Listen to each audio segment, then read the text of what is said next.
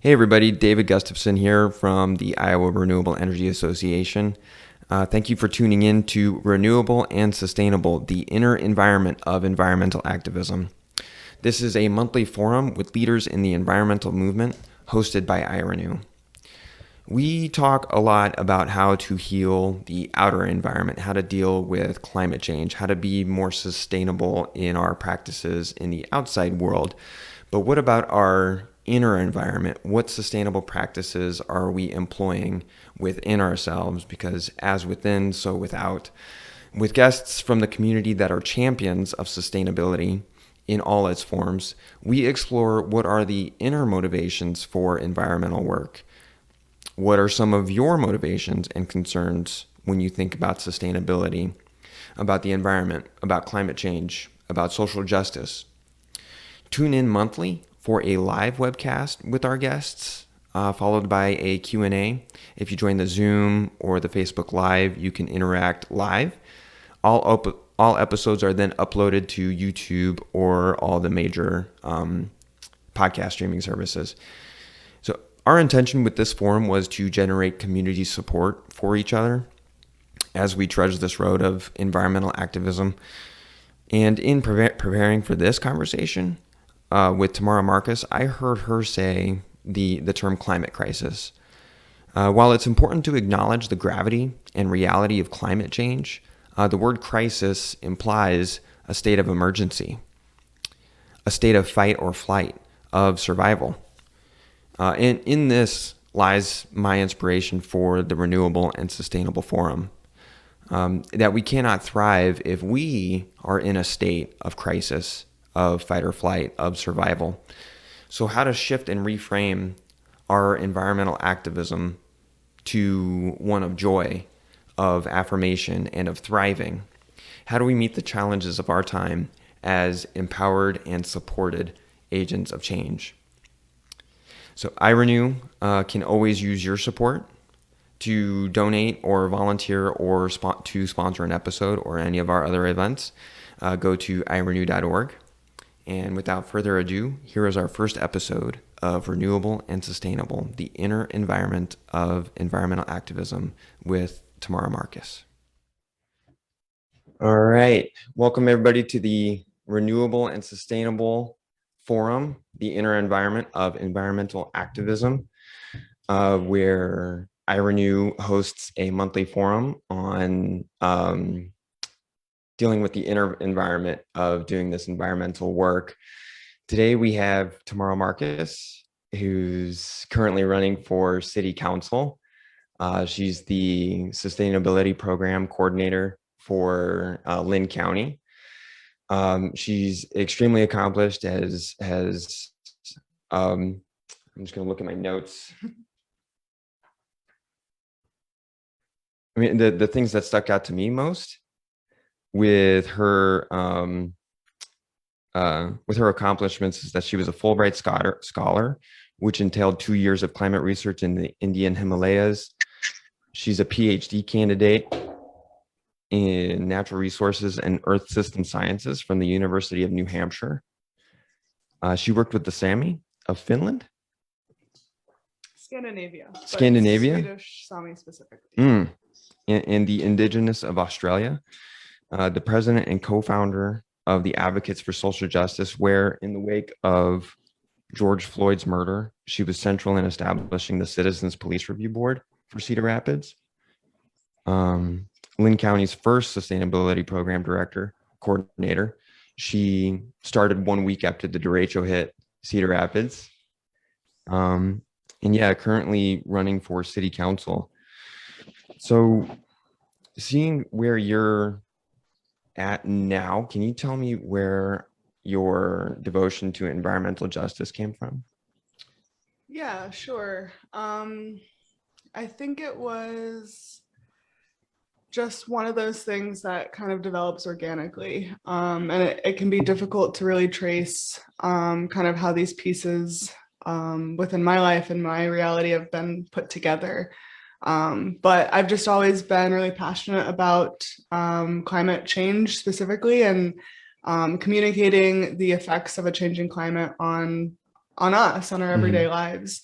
And I think just being a woman of color in a predominantly, white male dominated field, Mm, you're kind of forced, whether you like it or not, and thankfully I do, but you're kind of forced to, um, I guess, think about how to get other people who look like you in that space. mm, It's something, from very early on in like my public school, uh, K through 12 upbringing or whatever, where I was very aware of the fact that I was often the only Black student in my classes.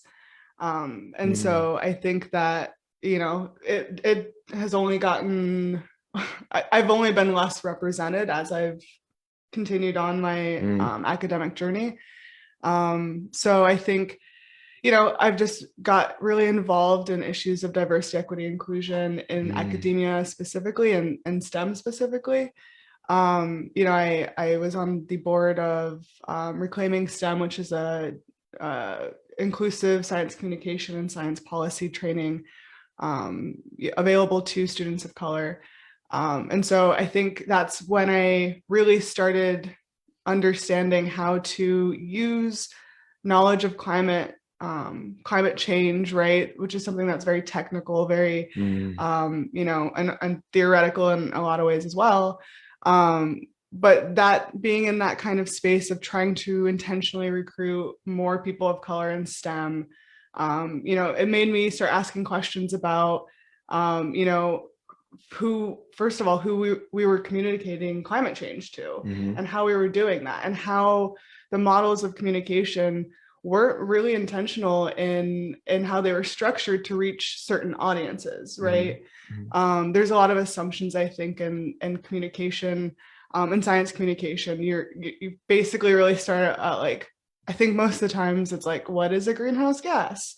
What is, mhm, like, what is like the greenhouse gas effect, and like trying mhm, to start from that point. And that works for some people, which is great. But I think when for people who experience climate change, are already experiencing the effects of climate change, it's an issue of justice, right? And so mhm, if you're talking to them about greenhouse gases, they're like, well, I can't pay my utility bill mhm, and it's hot, and I can I feel the effects of these extreme heat events mhm, daily. And so why are you talking to me about greenhouse gases? mhm, And so starting the conversation, or at least being able and willing to meet people where they are. mhm, um, and so I think that's kind of where I started to connect this DEI work that I was doing, again in academia, with my interest and passion for like climate change, climate communication, climate mhm, policy, and trying to just bridge those two pieces so I could really intentionally be trying to engage the most impacted among us, the most climate vulnerable among us, in mhm, conversations around climate change and climate adaptation. mhm. So when you were a student, like a young student, elementary, high school Mm-hmm. in Cedar Rapids, and you were like very aware that you were often the only like person of color in those situations, and um, I mean like that adding like added stressors and distractions to like how do I fit in? How do I feel accepted? Like when I grew up, I was in foster care a lot, and my family situation like changed like a ton, Mm-hmm. and I was like constantly moving, and one could say I had like a tumultuous traumatic childhood, and I was constantly dealing with like the added stress of Mm-hmm. feeling like I don't fit in, I don't belong, I'm not worthy Mm-hmm. to be here. And Mm-hmm. in the midst of that, like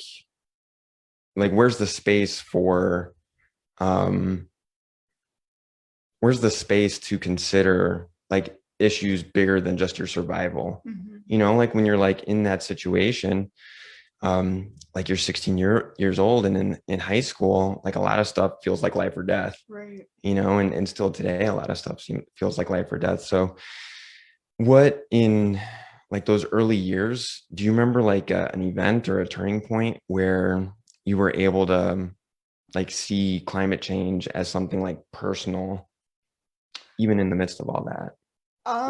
Yes, but I think it's something maybe unexpected. So actually, Cindy Garlock, who is on the school board, Cedar Rapids School Board Mm-hmm. currently, and is also a big part of my campaign right now. She was my AP Bio teacher, Mm-hmm. and so she was the only teacher who Kennedy, which is where I went to high school, didn't have recycling at the time, and so she was the only Uh-huh. teacher where you could recycle stuff.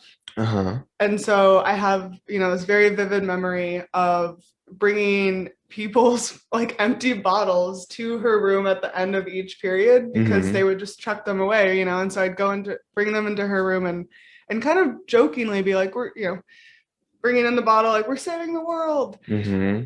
And everyone would probably agree that recycling one plastic bottle is not really saving the world. Mm-hmm. But I think the mentality and the motivation behind that action is really what is the point, Mm-hmm. is not this one bottle, recycling this one bottle is saving the world, but each of us has a role to play and every action counts.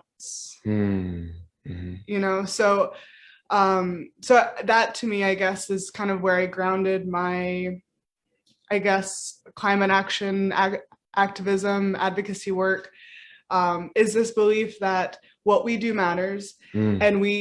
and the more we believe that, the more it Mm-hmm. becomes true. Right. You know what I mean? Right. And so I think that there's this danger A when we self-fulfilling think prophecy in the good way. exactly, Yeah. exactly, Mm-hmm. because climate change and climate adaptation can feel so paralyzing, so Mm-hmm. just like such a heavy weight on everyone's shoulders, right? Mm-hmm. And so it feels like, well, I'm just one person, Yeah. and it's not going to matter. It's just, it's just one straw, right? I think is like that kind of cheesy meme, but Mm-hmm. it's true, like if everyone says I'm just one person, it doesn't matter, then it doesn't, Mm-hmm. and if everyone says I'm just one person, it does matter, then it does. And so really believing that we have this internal power to do good, and to Mm-hmm. treat ourselves, others, and our world in a way that is reflective of its value. You know what I Mm-hmm. mean? Mm-hmm. So yeah, I think that's maybe the moment that is the most strongest in my memory of just like being like feeling like I could do it and therefore we could do it. Mm-hmm. Mm-hmm. Yeah, to me, what you're describing is like a moment where it felt like it had like great meaning and love associated with Mm-hmm. it. Like Cindy Garlock Mm-hmm. is, was this important person, and you're in that moment, you had this connection, and Definitely. I feel like that. I don't know. With iRenew, we talk a lot about being motivated, not trying to motivate ourselves or others with fear, Mm-hmm. and doomsday. Mm-hmm. Um, like we get a lot of people get the science. A lot of people have been hearing that for 30 years, that Right. this things are just getting worse and worse and worse. Or And longer. it feels like, yeah, like the 60s, I think, is when they, yeah, um, the first, it's, and it doesn't seem like enough is changing Mm-hmm. fast enough. Mm-hmm. And a part of our mentality at iRenew is to motivate through, um, intention and affirmation and positivity and community, and the things that are good for community, that are good for personal health, that are good for your relationships, are also good for the environment. Like if you're picking up trash in your neighborhood, like that's amazing. Like that feels really good for your mental health and the connections that you start to make with people as you're walking around with those one bag challenge uh bags that the mayor, city manager, Jeff excuse me, Pomerantz. so Jeff Pomerantz, yep, they say city He manager picks them right up on. himself. He's told me. Oh, that's nice. That's so cool. I'm kidding. Oh But no. he would if he could. I believe it. I believe it.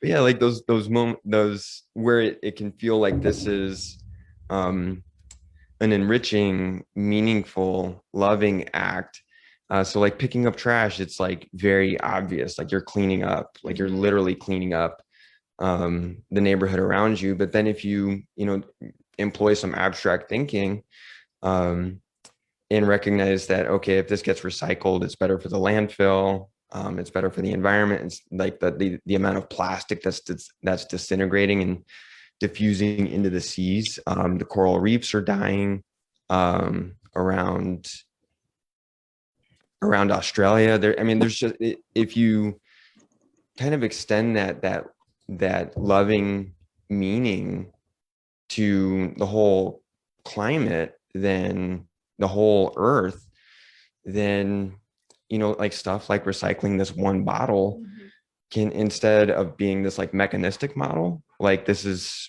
X number of bottles. Hey Ingmar, my dog just came in the room.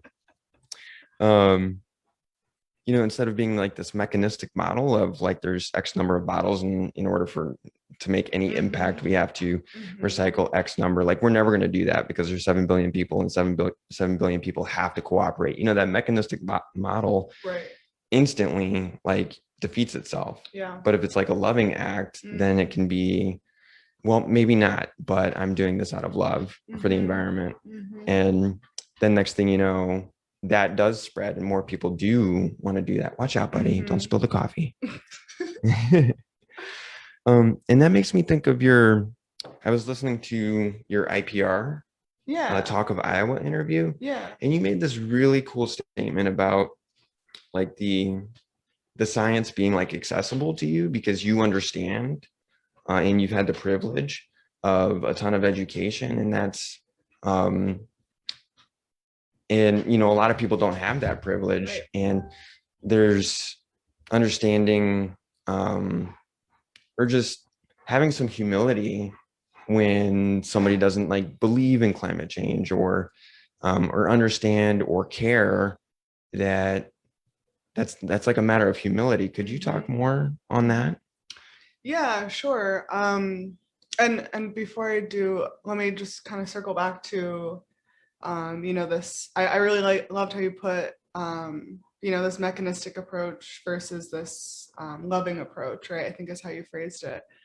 And I think a lot about kind of my own, like it started with that, like it started with me recycling in a high school class, with one teacher. And then the next year, we started an earth club, and then I, went away to college, thought I was going to be like, pre-med, and started as I guess pre-med gen bio major, and then was like, no, I want to do biochemistry and study biogeochemistry. And now I'm like, okay, because I want to understand climate change. And now it's like, okay, cool. So back to this thing of privilege, right? It's like, okay, well, now only it's great for me to like study this and write a paper about it and go to conferences and present it to other people who think about these things.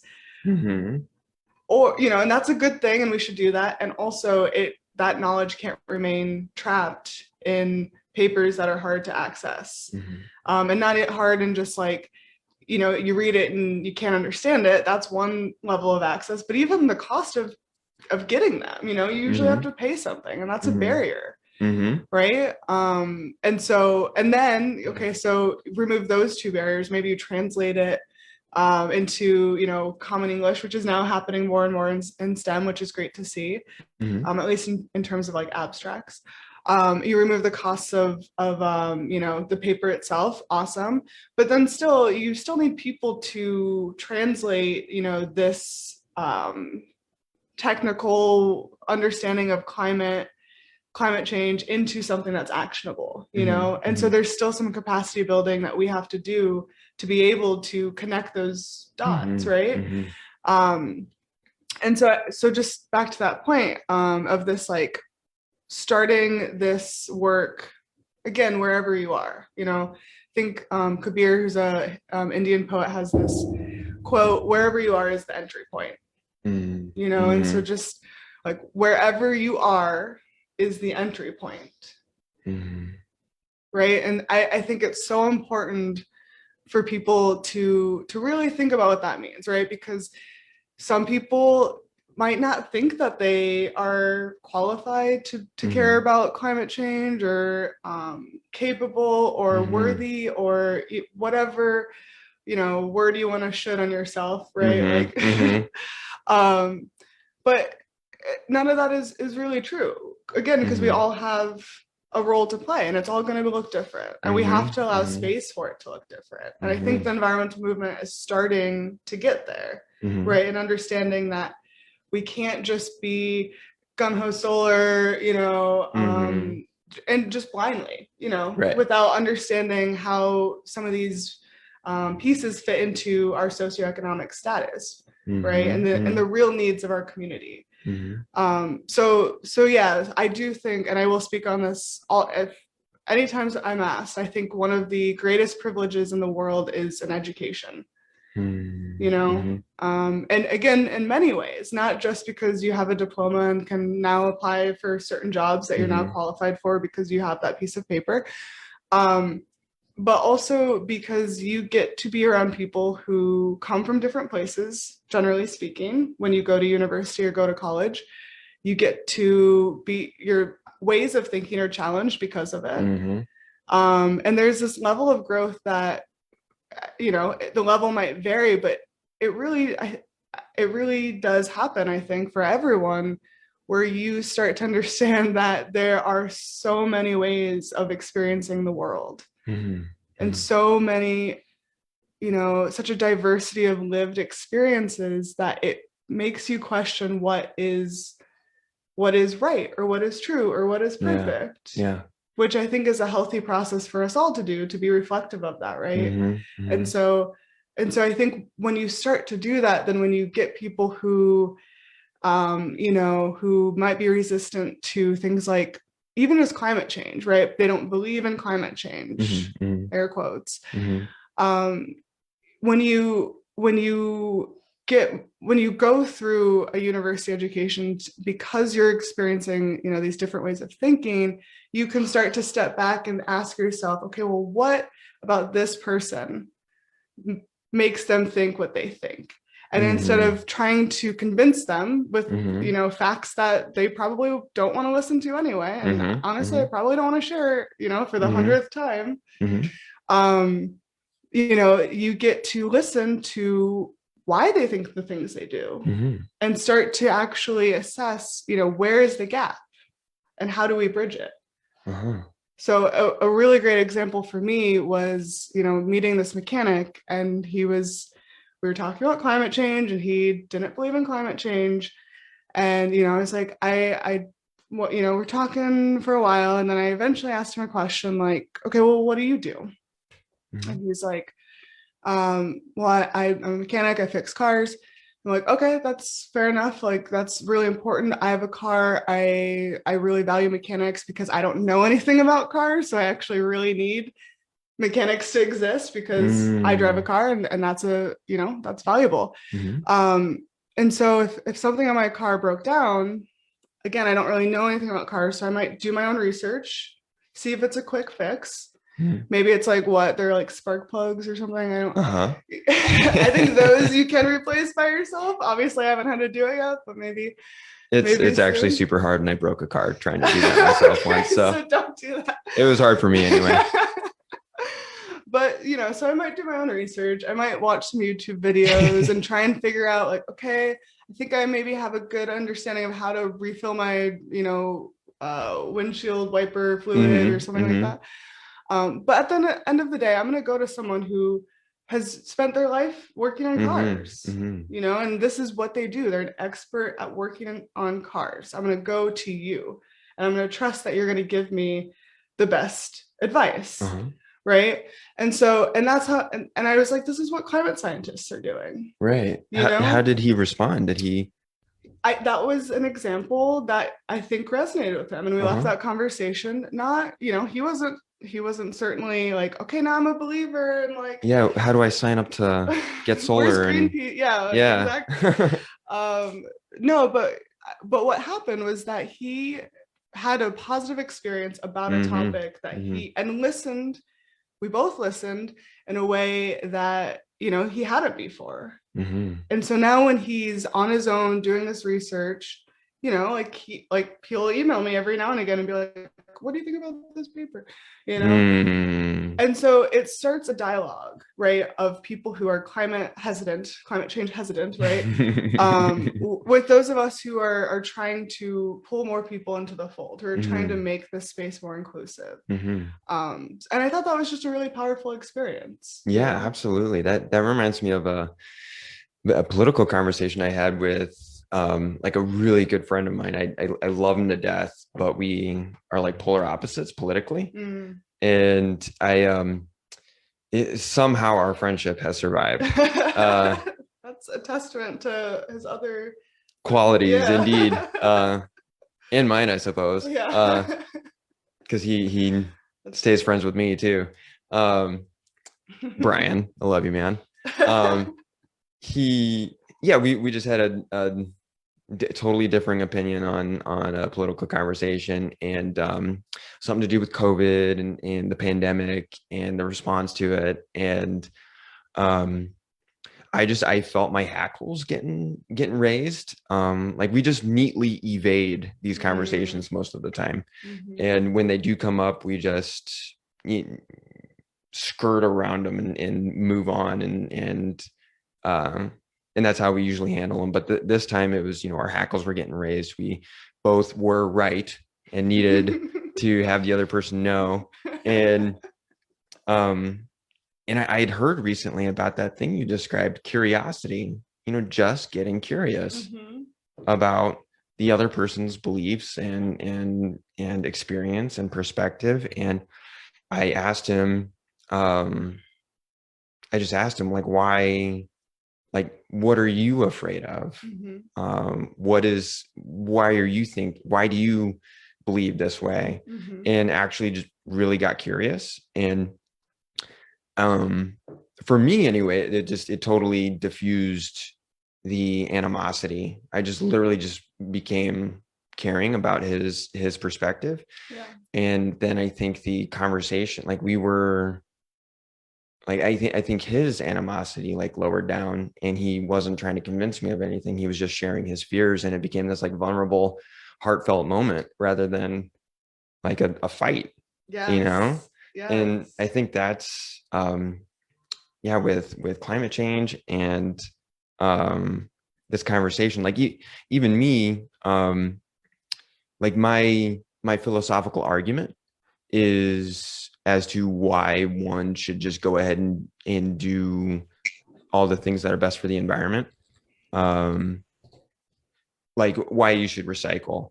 Because whether or not, like, even if you're climate hesitant, it's still great. It's still like, if we're conscientious about the soil health of around us, which has to do with the environment around us, the health of our waters. Like if you're just conscientious about that, it's even on the mechanistic level, you're gonna benefit like yourself and the people you love right around you. And like, even I feel like that's a airtight argument personally. And even that, like, if I explain that to someone without getting curious about like their experience and it's not going to break through, right? Like that other people's experience is like super important in this conversation, which brings me to like your work on in response to the derecho and the response to like the way the natural disaster disproportionately affected vulnerable communities. And like throughout your bio, it talks a lot about environmental justice and climate justice and justice for people that are disproportionately affected by like a natural disaster or access to renewable energies. And I was thinking about this question where you have a household that just can't pay the electricity bill, even, is struggling to pay that. And maybe even they're aware of climate change and like peripherally concerned about it, but like if your kids can't eat, you can't pay the electricity bill, like your priorities are your priorities. And that overwhelmed feeling that can come from I want to help, but like my whole life is already overwhelming, much less trying to like start throwing recycling into it. My travel choices, renewable energy, like what products do I buy? The healthier ones are more expensive. Like and for me that overwhelm like quickly turns into like this inner critic of like there's never enough, you know, like there's always more to do, there's always more to do, turns into there's never enough, there's never enough. And so like if you could speak to like one of those households that's in that like that place, like how would you talk to them about the inner critic and that feeling of overwhelm? That's a great question. Well, I think one of the most important things that people can do in terms of climate action is to vote for politicians that take it seriously. You know what I mean? And not just like we're doing this because it's trendy, but really dive deep into how to make it work locally. I think, you know, that's kind of the biggest, I think that's been one of the biggest challenges just generally of the environmental movement, is because it hasn't been inclusive. You know, there's all of this kind of like catch up work to do to kind of show that it has to be. And I don't want to put too much fault on like early environmentalists, because it's like challenging to build a movement and like you're not always aware of the things you're missing, or you don't have the capacity to address them at the time. So like, while, you know, we can give grace to those original environmentalists, right, that started this movement, I think it, you know, it calls on all of us as climate activists, as organizers, as elected officials to kind of to correct some of that work, right, and to make sure that as we move forward, right, we are taking things like equity, things like socioeconomic status, things like access, things like education status, right, housing status, all of these other social metrics into account when we're thinking about what climate adaptation looks like locally.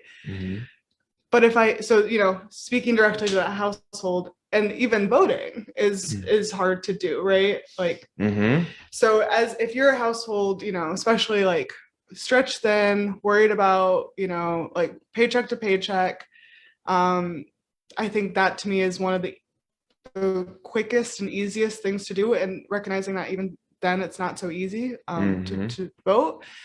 But I think that is something that goes a long way. Yeah, that's like one like empowering thing to do, like in the midst of that overwhelm, like finding something that's empowering, that has meaning to you, to like to go and vote, like as you were describing, to, you know, even that can be hard, but even that is a small victory that you can really be proud of, that you voted, that you were concerned about like who was on the ballot and you went and did that. That's yeah. And if I personally, David Gustafson, can be a support for voting at all, like if you need a ride to vote, or if there's any way that I can support, and you know, the Iowa Renewable Energy Association doesn't, we don't promote like any particular candidate, like, or what's that word? Not sponsor, but endorse. We don't endorse any particular specific candidate, but we do endorse climate justice and things that are best for the climate, things that are best for making Iowa renewable and sustainable for everyone. So we that's something we've done in the past, is listed the issues and listed the candidates and how they support those issues. And yeah, just as you were just describing voting, that just like gave me like I was getting like goosebumps thinking about voting and how important that is, about how important that is in the democratic process in this American experiment. Um, so like, is there anything else that you would say to that household? Yeah, I think, and this household and every household really, but especially to those who feel like, there's never enough, and there's too much, all at once. But to take it slow, Mm, and to have grace again with yourself and your journey, because it's not something like our society has not been designed to make it easy for us to care for our planet. mm-hmm, It mm-hmm, really hasn't. mm-hmm, And we can get into, the reasons why. That's a whole separate, conversation, which I'd love to have. But just simply put, we don't live in a society that prioritizes environmental health, the way it needs to for us to mm-hmm. sustain ourselves as a species. I would say health in general, Yes, personal health, societal, mental health. 100%, Mm-hmm, mm-hmm, 100%. And so to have this grace with yourself and to do what you can, right? I think, again, another kind of cheesy quote that I really love actually is, we don't need 8 billion people doing sustainability perfectly, mm-hmm, right? Or like, what is, now I'm butchering it. But basically, we all just need to be doing what we can and something is really what mm-hmm, it comes down to. mm, So I think about like my own personal journey of like, okay, so you're going to start by recycling. Maybe you eat a vegetarian meal once a week. mm-hmm, mm-hmm, And then maybe your next step, you're like, wow, okay, I'm using all of these plastic bags. I wonder if I can bring like reusable bags. And then mm-hmm, you do that for a month, 2 months. And then you start noticing, well, my toothbrush is plastic. I wonder if there's an alternative for this plastic toothbrush. Oh, look, bamboo, right? mm-hmm, Or maybe I'll stop, um, maybe I'll take a few minutes to enjoy my coffee in the coffee shop instead of taking a to-go cup, and so mm-hmm, these mm-hmm, little things that seem really, really small, but they add up, mm-hmm, and mm-hmm, like, I mean, if you want to get really crazy, right, like what that woman who collected all of her trash for a mm-hmm, year, mm-hmm, right, and like do that for a week. mm-hmm, Like I know that we like throw away trash, but like really everything that you out and about, pick up, like put that all like just so you can visualize it. Because I think right. sometimes we don't like, because it's one thing, we don't actually see what it looks like over the course of any length of time other than this Mm-hmm, 1 minute, right? mm-hmm, mm-hmm, So again, just like grace with yourself and do things that work for your routine, right? mm-hmm, And obviously people who have a lot of time to invest in these kinds of thoughts will likely be able to do more, mm-hmm, and mm-hmm, people who don't will do less. But mm-hmm, honestly, those people who only have time to do less are likely not having the same impact as those who have time to do more. Do you know what I mean? mm-hmm, mm-hmm, And so this goes, again, goes to kind of that global view of our impact, right? Our relative impact, mm-hmm, where, previously colonized countries historically have a smaller carbon footprint, mm-hmm, mm-hmm, and so I think that also translates to with it, like internally within our country, those mm-hmm, communities that they just have less, right? And so you're not buying 4 cars a year, or mm-hmm, in 5 years or in 10 years, mm-hmm, you don't own multiple homes, mm-hmm, right? Like mm-hmm, your impact is just smaller because it can't be bigger, mm-hmm, so those who have more time, I think, can and should do more than mm-hmm, those who don't, right? And we need to make it easier for everyone to do it anyway. mm-hmm, mm-hmm.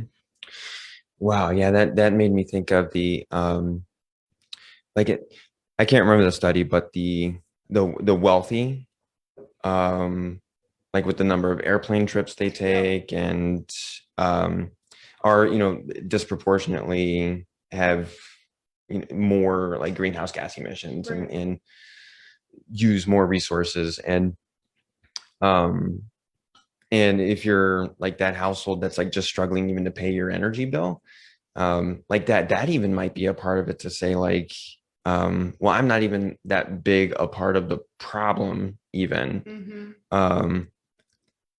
So like, why should I be the one to work? And I don't know, like that's another form of my inner critic that comes in, I guess. Like as you were talking about the, having the cup of coffee in the coffee shop so you don't use that cup, or getting a bamboo toothbrush so you don't use plastic. Um, those are absolutely beneficial things to the environment.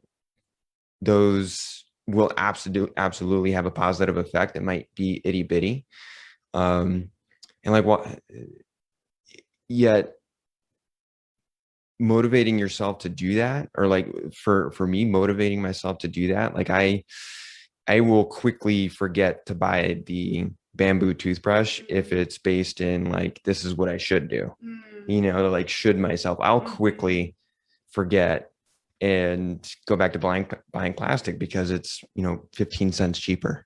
Like that's like going back to our societies, like developed, designed for capitalistic profit motives, is like the driving force of like so much, which I'm super guilty of. Like I buy the plastic toothbrush because it's 15 cents cheaper. So like, again, going back to that, that being motivated by love, by meaning, by perception of the interconnectedness of all of our activities, that bamboo toothbrush, like Tamara Marcus told you about it on this podcast, on several other podcasts, and in interviews, and like that act alone, like I feel like inspired, in like sacred, getting my bamboo toothbrush, like so I think that's the other thing I would add to that is, finding meaning in these, finding like sacredness in these climate supporting, environmentally supporting choices. And if you are that household, like I I've personally been for most of my life, that where it's like precarious, like the energy bill and my car breaking down, like that has been helpful for me, is finding love and meaning in doing these things, rather than like shoulding and shaming myself into doing them. And when you do get that toothbrush, like those are the best Facebook posts ever, is like when somebody gets the toothbrush and it's like, I'm happy I got this thing, it's so cool, just doing my bit. I know it's just a little tiny bit, but it made me feel good. I know it's better, like that's, I love seeing that kind of stuff. So if you get a bamboo toothbrush, please share. Please share about all of all your small victories, because they do add up. And you start to see like what works for your life. Like, because when I was traveling, so before I moved back home, I didn't have a base. Like I would just kind of travel and like live in places for periods of time. And I guess maybe that's kind of how I justified all of the travel, because there were flights, and I remember feeling really guilty about just like knowing the impact of flying, the impact it has on the environment.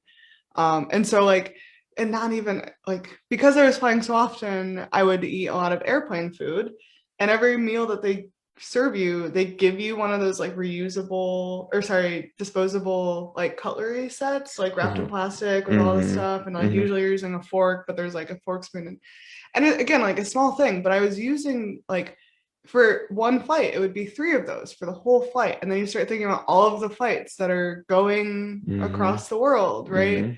And you're just like, oh, okay, like what can I do? Well, I was like, what can I do to at least reduce this part of it, So I got like a bamboo like cutlery set that I would travel with, and that worked for me because that was my lifestyle, and I still have that, but I don't use it as much as I used to, right? Because my lifestyle is different now.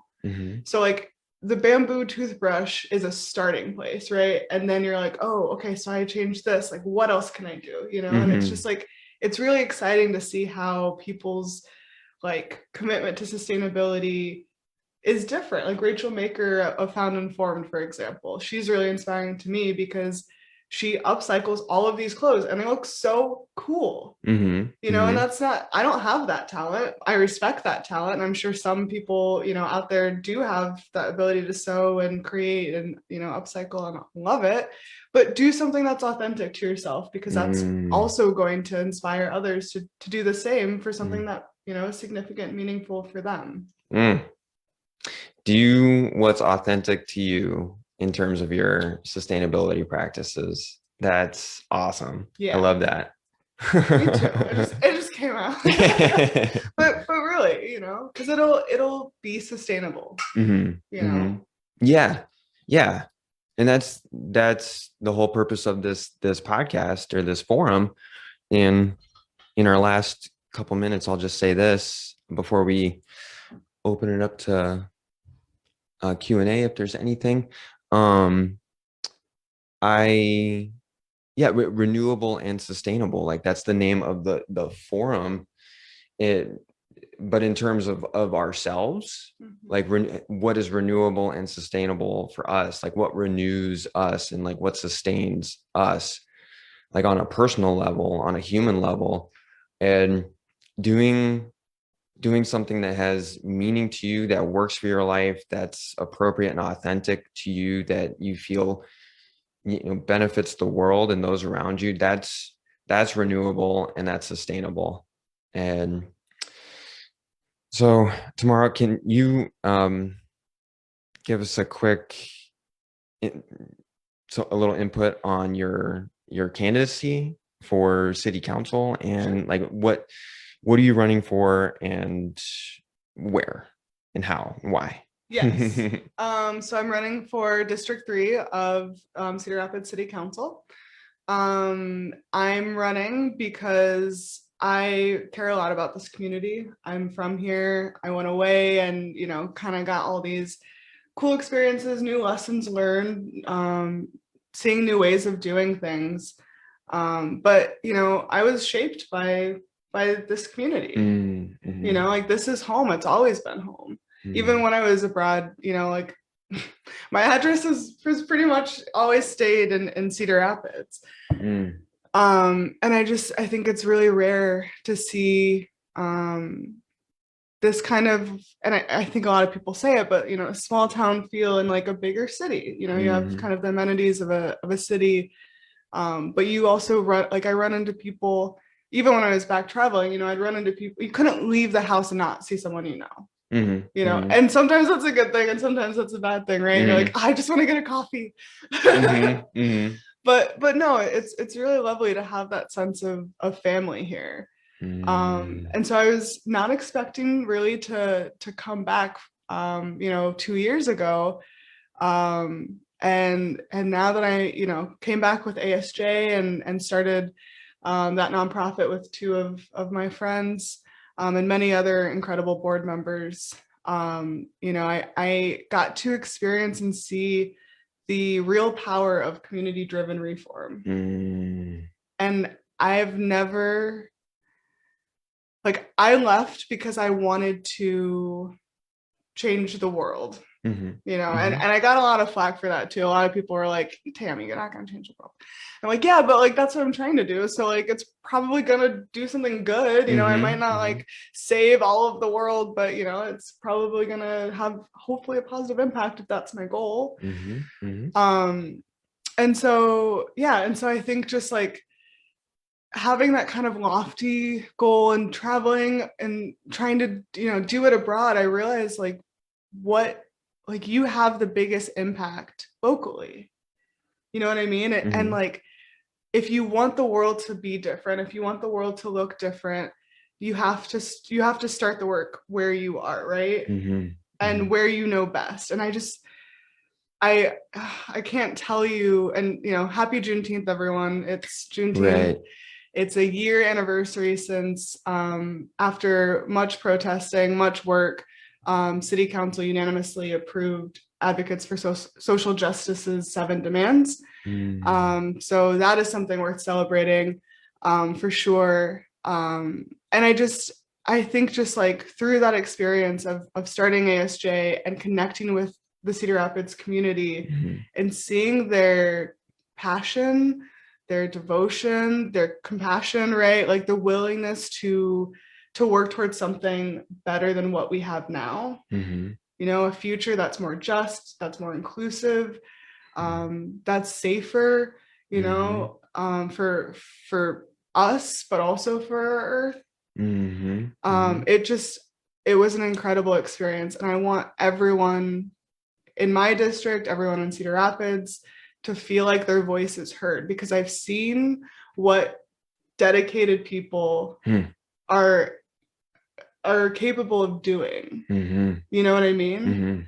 And I know that there's so much talent that resides right here, right? And it just needs to be harnessed. It just needs to be empowered. We just need to get more diverse voices who are passionate about meaningful change, right, into places where they are able to do that. You know, and so that's really why I'm running, is because I want to be that conduit for these community voices that feel like they haven't been heard and that have really incredible ideas that I want to see come to fruition right here.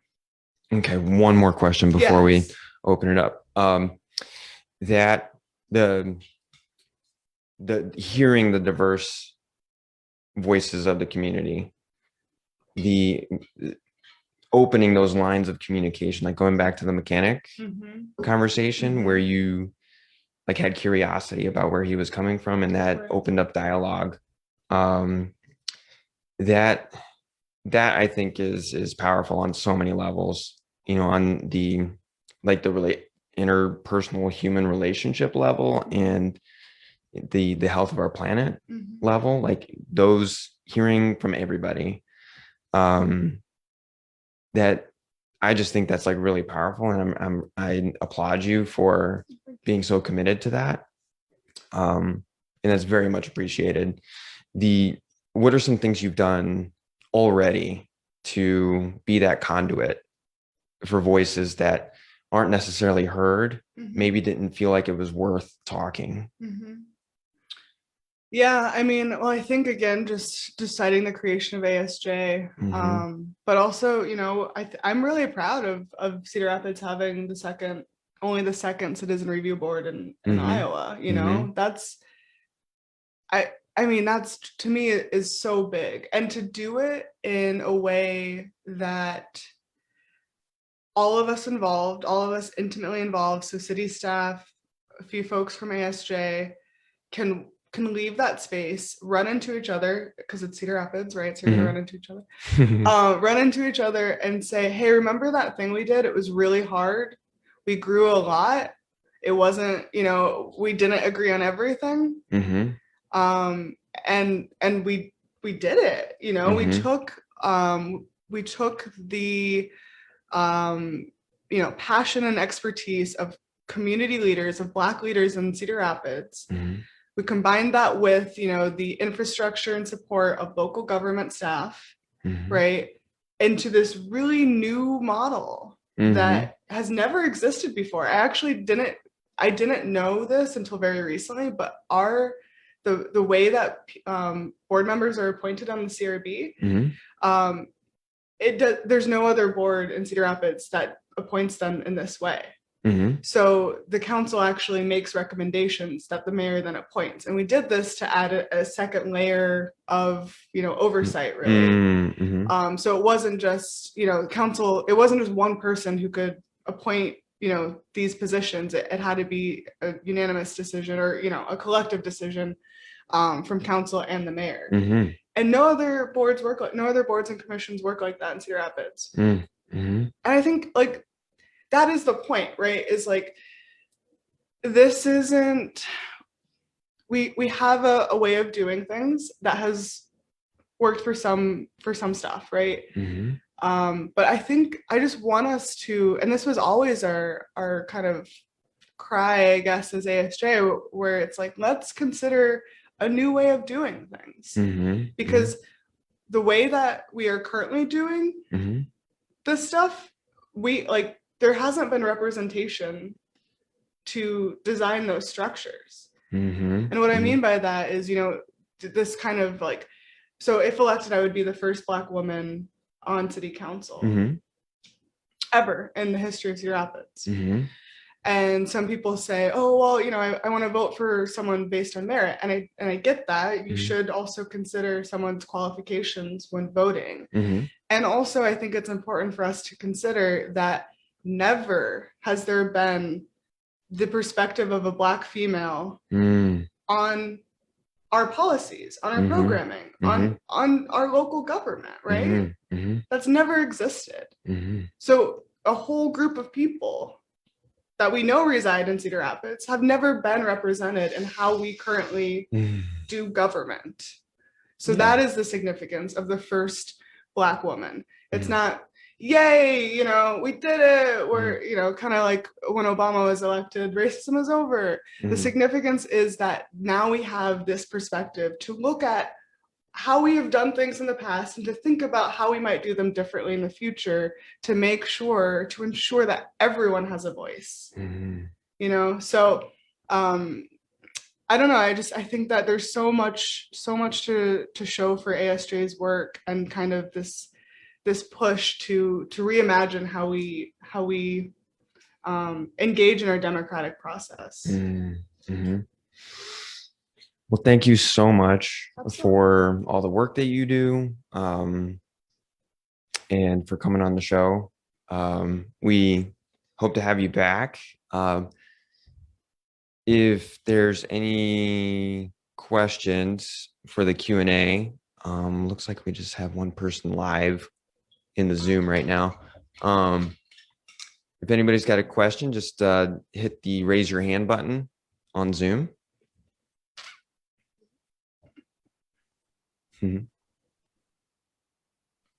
Well, as the one person live on Zoom, I want to thank you. Well, thanks for joining, Sue. Yeah.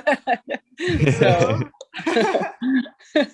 I am a lifetime environmentalist, and I love your bamboo toothbrush story, because I tell that story when I speak a lot. And the one thing I tell everybody is that, okay, let's first get out there that we're not all going to go home and throw away our plastic toothbrushes, because that's more wasteful than anything, So let's make sure you're buying a bamboo toothbrush next time. Absolutely. Little stuff like that. So, but I recently spoke for the city of Waterloo. We had a Spark event, and it was an event where everybody was supposed to, a bunch of people submitted their big ideas, and the top 10 were collected or, picked or whatever. And so that it was a diverse amount of speakers. And then we went at the amphitheater in front of a crowd of about 100. And my plant cherry tree idea did not get picked, but I was later tapped by somebody at the city to say, hey, could you at least come and speak on sustainability when it goes, concerning electric vehicles and solar.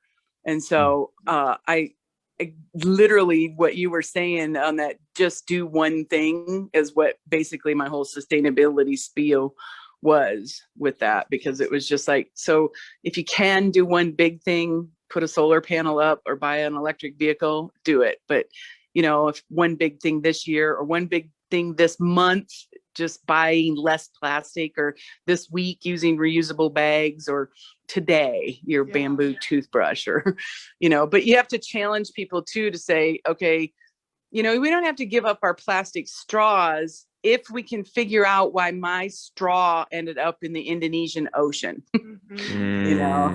So I'm willing to give up plastic straws, but I would rather figure out how my plastic got dumped off South Africa or whatever. You know what I mean? That's a biggie, and just little things like that. So you're doing great work.